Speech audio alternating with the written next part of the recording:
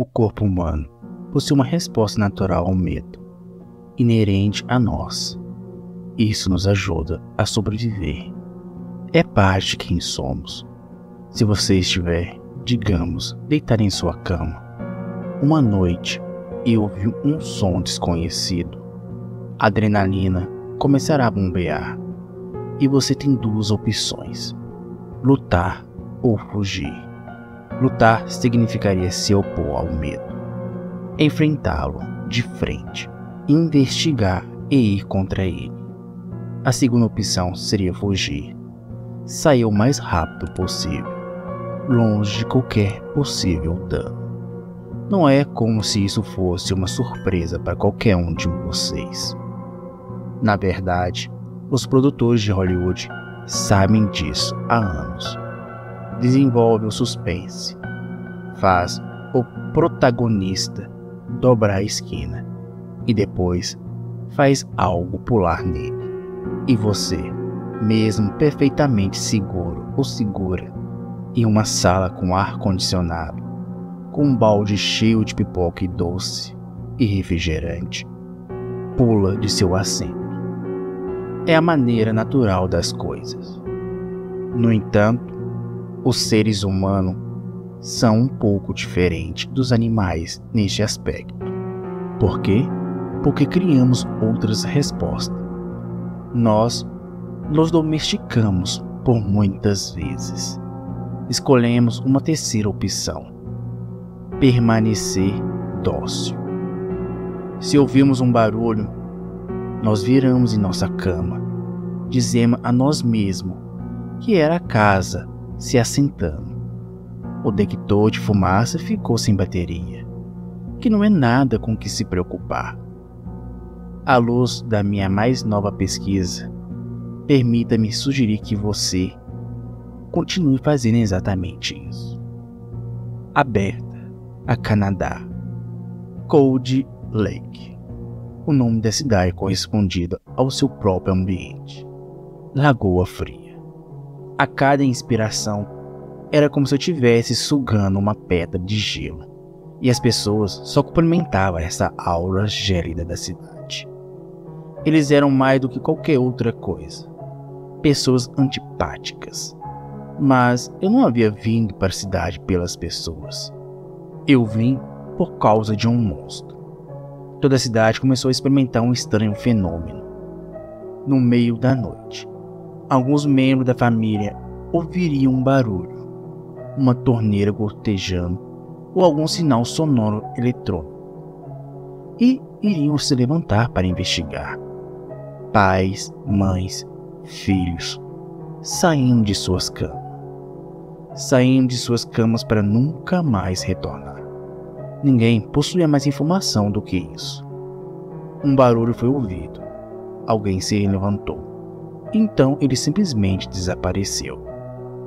Comecei a questionar aqueles que estavam envolvidos nisso, mas nenhum deles tinha mais a dizer. Alguns falavam sobre como o ruído já estava ocorrendo por vários dias, enquanto outros diziam que era a primeira noite em que ouviram algo do tipo. Mas você começou a ouvir o barulho desde quando? Eu perguntava a eles. Eles me olhavam estupefatos, tentando pensar a respeito de um detalhe tão insignificante como esse, antes de responder. Eu não sei, eu não me lembro. Suponho que não. Na minha experiência, porém, são os detalhes insignificantes que fazem toda a diferença. Uma história insignificante só confirmou a minha suspeita. Havia um homem chamado Rian, que trabalhava na segurança de um complexo de apartamentos da cidade.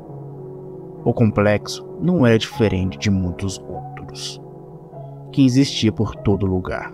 Complexos baratos com fechaduras baratas e piso de granito na cozinha. Eram separados em blocos, como cada bloco tendo 3 andares e 4 apartamentos em cada andar. Ele havia recebido várias queixas de ruído, provavelmente de uns blocos de apartamento na mesma área. Todos alegaram ver um som repentina, incessante, noite após noite. E você investigou? Perguntei ele. Ele se deslocou em seu assento. Bem, na verdade, não até a noite passada. Eu não costumo lidar com problemas, a menos que eles sejam prioritários. Ótimo, um guarda de segurança preguiçoso. O quão original. Mas a noite passada foi uma prioridade.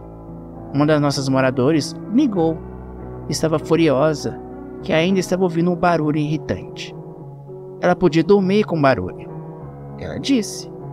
Mas ela estava se levantando para o trabalho, e aquele ruído poderia acordar seus filhos. Ela exigiu que eu fosse lá imediatamente e consertasse o que quer que fosse. O meu turno estava prestes a acabar, mas eu concordei, apenas para se livrar das reclamações daquela senhora.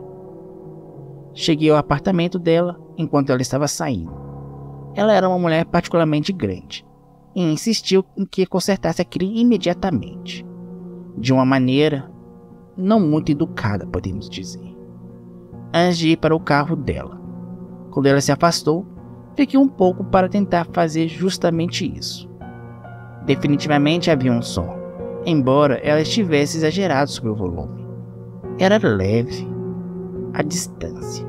Eu não tinha certeza de onde, então eu tentei segui-lo, ouvindo o som, caminhando em direção a ele. Rian esticou o pescoço, como se para demonstrar como ele perseguia o som. E que tipo de barulho era? Perguntei ele. É um tipo de som estridente, soava como um eletrônico. Acho que deve ser. Ele repetia o mesmo padrão de novo e de novo, como se estivesse quebrado. Meu palpite estava em um dos alarmes de incêndio, provavelmente com a bateria acabando, ou algo assim. Mas era estranho. Eu trabalho nesse edifício há anos, mas nunca ouvi um som como esse antes. Eu finalmente comecei a subir essa escada, porque pensei que deveria vir de lá. Nossos apartamentos superiores, geralmente, são menos populares, e este bloco ocorreu de estar com 4 apartamentos vazios. O som estava mais alto, definitivamente, mas o alarme de incêndio parecia normal. Então eu pus os ouvidos nas portas dos apartamentos vazios. Os 2 primeiros não tinham nada. Silêncio. Talvez o zumbido de uma geladeira. Mas o terceiro ecoava um som de um moído abafado contra a minha orelha da porta. Andei para trás e coloquei minha chave na fechadura. Ele parou por um segundo e parecia vulnerável em vez de apático. Talvez pela primeira vez desde que começou a conversar. Agora eu tenho feito este trabalho há muito tempo. Como eu disse, é um trabalho seguro. E realmente não há muito a se temer nessa cidade. Mas havia algo estranho sobre isso. E eu fiquei desconfortável, abrindo a porta. Não sei como descrever. E talvez isso seja o melhor que eu possa fazer. Havia apenas algo estranho. Respirei, tentando me acalmar. Mas quando abri a porta, o som desapareceu. Então olhei através do apartamento. Verifiquei o alarme de incêndio, mas não havia nada fora do comum. Fechei a porta e saí. Enquanto eu estava caminhando de volta pelas escadas, notei que o sol estava nascendo, o que significava fim do meu turno. Ele reencostou na sua cadeira. Isso foi o fim da história dele. Ele não tinha mais nada a dizer. Bem, eu poderia talvez te acompanhar em seu turno esta noite. Você quer vir comigo? No turno da madrugada? Eu lhe asseguro que não será problema nenhum para mim. Bem. Ele parecia desconfortável novamente, mas logo se derreteu em seu estado regular de indiferença, embora possivelmente fingisse desta vez. Bem, eu acho que não vai realmente fazer diferença de qualquer forma. Além disso, eu gostaria que outra pessoa estivesse lá, pelo menos, para me dizer que eu não sou louco. se eu tiver que verificar novamente. Sabe como que é? Nós tivemos que verificar novamente. E também, não muito tarde em seu turno. Era por volta das 11, quando recebemos um telefonema de um dos moradores do bloco, dizendo que o ruído estava de volta e que ele não conseguia dormir. A ansiedade de Rian era palpável ao chegar, e o som ouvia-se à distância, mais alto do que ele afirmou ser. Sua descrição do som, porém, é quase perfeita. Eu via ele somando num ritmo perfeito.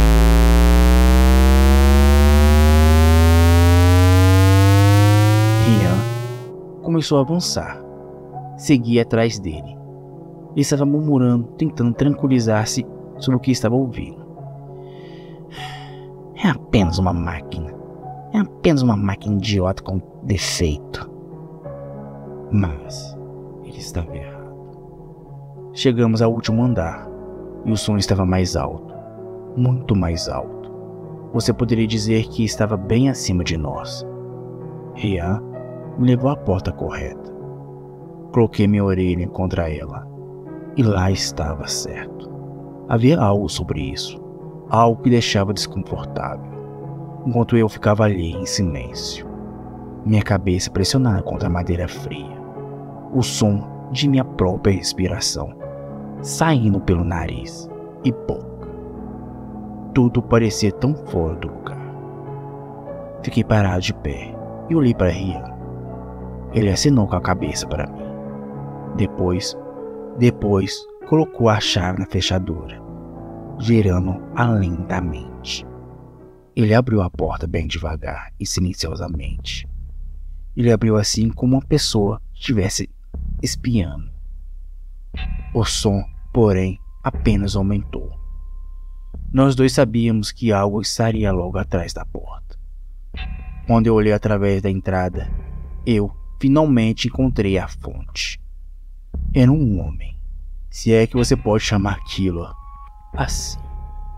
Sua pele era cinza, descamada, seus cabelos desengrenhados e negros. Seus olhos combinavam com seus cabelos, na cor, mas eram grandes, muito grandes, e não pareciam humanos. Eles não eram compostos de íris, pupilas e córnea, mas era como se fossem pupilas, que não piscavam, permanecia focadas. Todo o seu ser estava focado, olhando para o chão de granito, com suas roupas esfarrapadas e sapatos de borracha, concentrando em chutar o chão em ritmo perfeito, de novo, e o som resultante ecoando contra a parede. Parecia ser o único propósito dele, a única deliberação dele. Seu corpo estava rígido, sua cabeça inclinada observando seus pés. Ele repetiu o som, uma e outra vez. Eu dei um passo à frente, mas Rian pegou meu braço. Eu olhei para o seu rosto de desespero, balançando a cabeça violentamente. Mas eu precisava saber. Eu precisava vê-lo mais de perto. Abaixei suavemente o braço. Voltei-me para a figura no apartamento e dei outro passo. Meu pé pegou no chão de má qualidade e produziu um som estridente. De repente, o monstro parou. Ele piscou, olhando para os seus pés confuso, incapaz de compreender o que poderia perturbá-lo em seu dever. Lentamente sua cabeça esgueou, olhando para mim. Seu rosto estava ainda pior. Não era como se estivesse em decomposição, mas era estranho. Seus lábios eram divididos e acinzentados. Suas narinas planas se inflamavam. Sua expressão quase morta. O monstro olhou para mim. Seus olhos negros se concentraram rapidamente. Seu rosto mudou lentamente, primeiro de confusão para raiva e depois para ódio. A escuridão começou a tomar a sala, mas não vinha do nada. Estava estendendo-se a partir dos olhos do monstro. escorrendo dos seus arredores, vindo em minha direção.